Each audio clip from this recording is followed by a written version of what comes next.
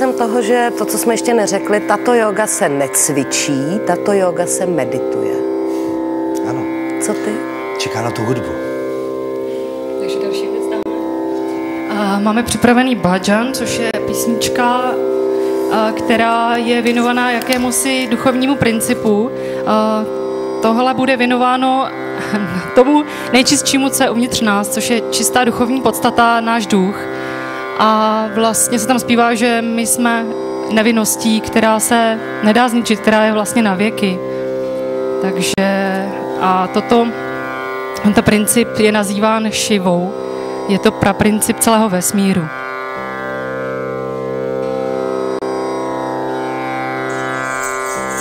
Om Shivaya Namaha. Om Shivaya Namaha. Om Shivaya Namaha.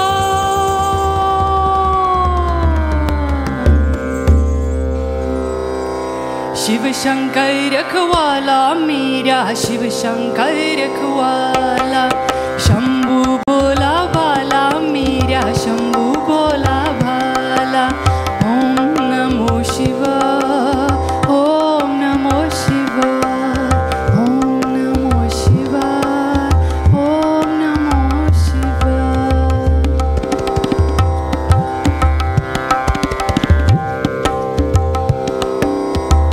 जिनकी महिमा ऋषि मुनि गाए योगी जिनका ध्यान लगाए जिनकी महिमा ऋषि मुनि गाए योगी जिनका ध्यान लगाए मैंने उनका मतवाला शिव शंकर रखवाला मेरा शिव शंकर रखवाला शंभू भोला बाला मेरा शंभू भोला बाला ओम नमो शिवाय ओम नमो शिवाय ओम नमो शिवाय ओम नमो शिवाय।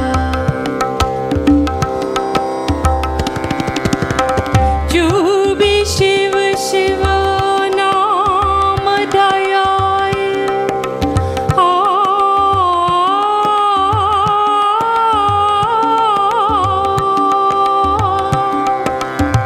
जो भी शिव शिव नाम दयाए वही मनवा चित्त फल पाए ऐसा शिव कृपाला शिव शंकर रखवाला मेरा शिव शंकर रखवाला शंभू भोला बाला मेरा शंभू भोला बाला ओम नमो शिवाय ओम नमो शिवाय ओम नमो शिवाय ओम नमो शिवाय।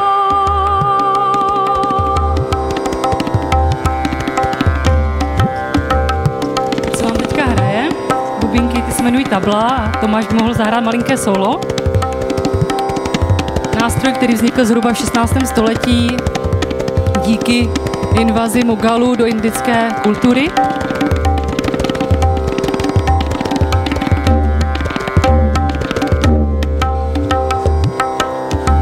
विघ्न हरे संताप मिटाए युग युग के सब पाप जलाए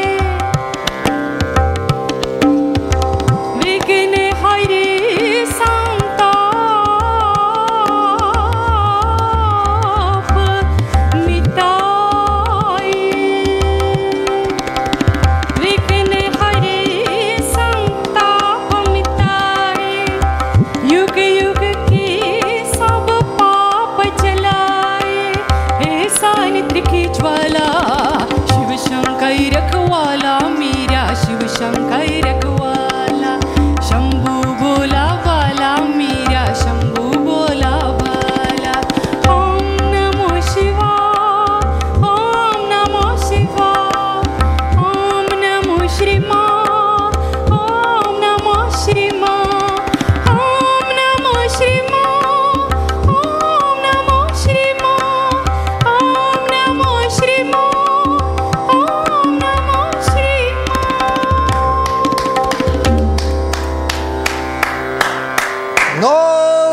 Zrození jara je velký svátek, já myslím, že hudba k tomu patří, Lenko, jenom to vypněte tu sitár tamhle, ano, děkujeme moc krát. Zrození člověka, zrození přírody, zrození planety, zrození vesmíru, to všechno je v podstatě jaro a i když my jsme zvykli na Velikonoce, k tomu zrození i tato hudba patří. A hlavně také patří zrození toho svého já, je to tak, Romane? Jste moudrý člověk. No, počkejte. Od pondělka tady pořád neustále s čakrama, s energiemi a tak podobně. Je to pravda. No, a to je právě ideální čas vlastně začít meditovat a pomalinku se sklidňovat, no. A probouzet současně. Ano.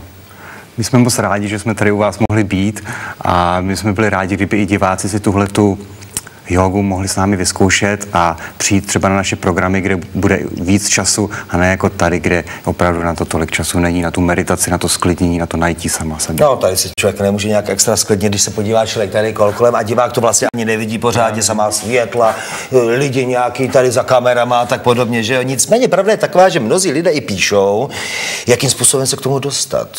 Jak se vlastně sklidnit, když žijeme v neklidném světě, že jo. A naopak je to důležité. Takže ti, co píšou, si naťukají, napíší www.sahajayoga.info a tam máte úplně všechno, co potřebujete vědět. Romane, závěrečné slovíčko je na vás. To tě nevím, co mám říct. Vidíte to?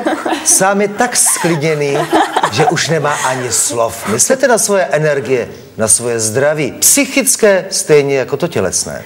Bych možná dodala, že Sahaja Yoga se s váma loučí a těšíme se na vás právě na veřejných programech, které probíhají zdarma ve všech větších městech v České republice a kde se s námi můžou lidi setkat a naučit se od nás tyhle ty techniky, meditace a čištění sama sebe zevnitř. Zpěvová a mluvná Lenka, naprosto mlčenlivá druhá Lenka.